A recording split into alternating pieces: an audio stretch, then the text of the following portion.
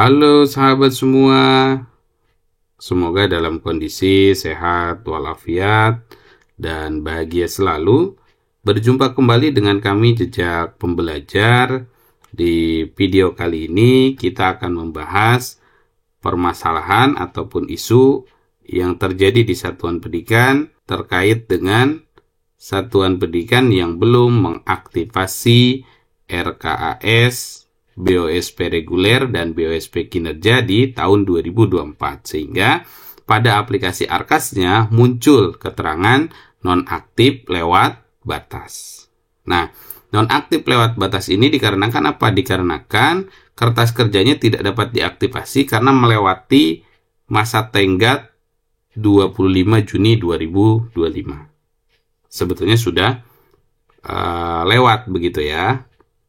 Karena di Juknisnya terkait dengan pelaporan tahun 2024 itu terakhir di Januari 2025, 31 Januari 2025. Itu batas akhirnya. Kalau lebih dari itu masih bisa, tapi akan terkena sanksi ataupun terkena denda keterlambatan laporan. Ya. Nah, saat ini tentu sahabat semua, kita bisa melakukan aktivasi di tahun 2025 karena ini sudah dibuka kembali.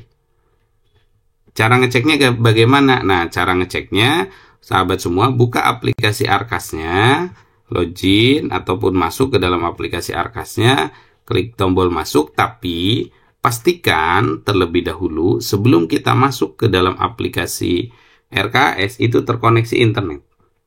Agar apa? Agar perubahan yang ada di markas pusat itu nanti bisa masuk ke Arkasnya sekolah. Kita klik tombol masuk di sini. Pastikan koneksi internet. Nah, di sini sudah muncul nih. Ya, sudah muncul apa? Kertas kerja 2023. Nah, nonaktif lewat batas. Kemarin kan keterangannya seperti ini untuk yang 2024. Yang sekarang itu per hari ini sudah muncul kembali. Ya, muncul apa? Tombol aktivasi kertas kerja. Kalau sudah muncul tombol aktivasi kertas kerja berarti sekolah sudah bisa mengaktifkan kertas kerja 2024-nya. Nah, biasanya permasalahannya kenapa sih sekolah sampai belum membuat RKAS tahun 2024? Sebetulnya ada beberapa permasalahan. Yang pertama, kemungkinan besar sekolahnya itu ketika cut off di 2024 sebagai penerima dana BOSP. Tapi sekolah ini tidak mau menggunakan, sehingga dana BOSP-nya dikembalikan ke kas negara. Tapi di tahun 2025 dia menjadi penerima dan bersedia menggunakan dana BOSP-nya. Nah, kalau di tahun 2025 sebagai penerima, maka 2024-nya harus dilaporkan, meskipun dikembalikan. Meskipun dikembalikan, tetap harus dilaporkan. Apa yang dilaporkan? Nanti bikin RKAS-nya, aktifkan RKAS-nya, laporkan BKU-nya.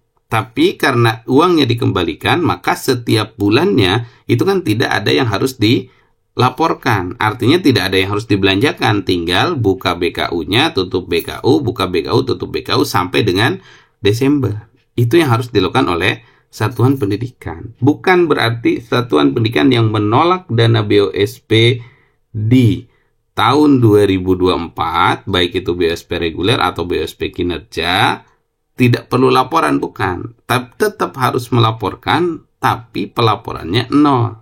Sehingga nanti di 2025, satuan pendidikannya bisa mengaktifasi BKU-nya, bisa melaporkan BKU tahun 2025-nya. Karena syarat untuk bisa membuat BKU tahun 2025 itu satuan pendidikan tahun 2024-nya harus sudah dikonfirmasi laporannya di markasnya dinas. Sehingga sahabat semua nanti sekolah ini nanti ataupun sekolahnya itu nanti akan bisa dikonfirmasi oleh dinas pendidikan di markas dinas. Jadi meskipun satuan pendidikannya ataupun sekolahnya menolak dana BOSP dikembalikan ke kas negara, maka tetap aktivasi kertas kerjanya, bikin kertas kerjanya, sahkan oleh dinas, setelah itu bikin BKU-nya. Di dalam BKU-nya tidak perlu ada transaksi. Buka BKU tutup sampai dengan bulan Desember. Sehingga nanti muncul di markasnya dinas dan bisa dikonfirmasi untuk laporan tahun 2024-nya. Langkah tersebut sama untuk ataupun berlaku untuk BOSP kinerja tahun 2024. Ya, silakan nanti diaktifasi. Nah, sekolah-sekolah ini tentu saat ini ketika dia bersedia menerima dana BOSP tahun 2025 dan mau menggunakannya. Sehingga itu langkah-langkah yang harus dilakukan.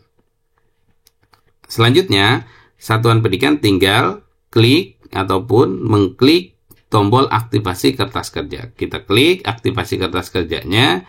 Nah, ini pastikan koneksi internetnya bagus gitu ya.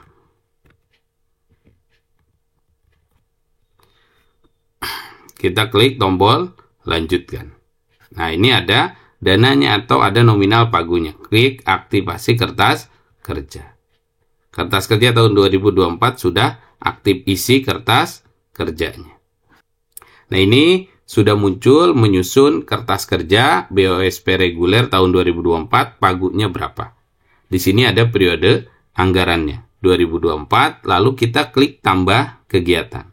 Tambah kegiatannya, lalu pilih mau untuk apa. Ini kan untuk perencanaan di 2024. Lalu nanti kode rekening belanjanya apa. Ini contoh.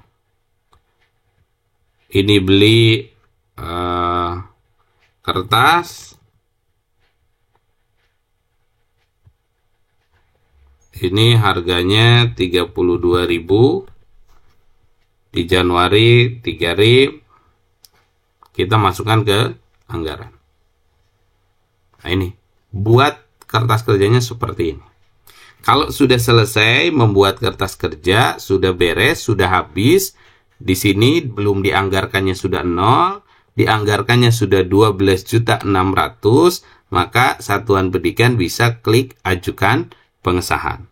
Klik ajukan pengesahan, aktifkan BKU 2024-nya, nanti di sini klik penata usahaan, nanti aktifkan BKU 2024. Agar apa? Agar BKU tahun 2025 ini bisa diaktifasi. Kalau kita aktifkan ini sekarang, nah muncul seperti ini, lapor BKU tahun 2024 terlebih dahulu. Ini yang akan terjadi ketika satuan pendidikan tidak melaporkan BKU tahun 2024. Jadi, agar bisa mengerjakan BKU tahun 2025, maka harus melaporkan BKU tahun 2024. Bisa lapor BKU tahun 2024 kalau memiliki RKS di tahun 2024. Begitu ya, sahabat semua. Mudah-mudahan video ini bisa memberikan informasi bagi sahabat semua yang belum bisa mengaktifasi BKU di tahun 2025 dikarenakan masalah laporan tahun 2024. Sekian video dari kami. Mudah-mudahan ini bisa membantu sahabat semua memperlancar proses pelaporan dana BOSP di tahun 2025. Jangan lupa untuk like, komen, share, dan subscribe channel ini. Sekali lagi terima kasih sudah menyaksikan video kami.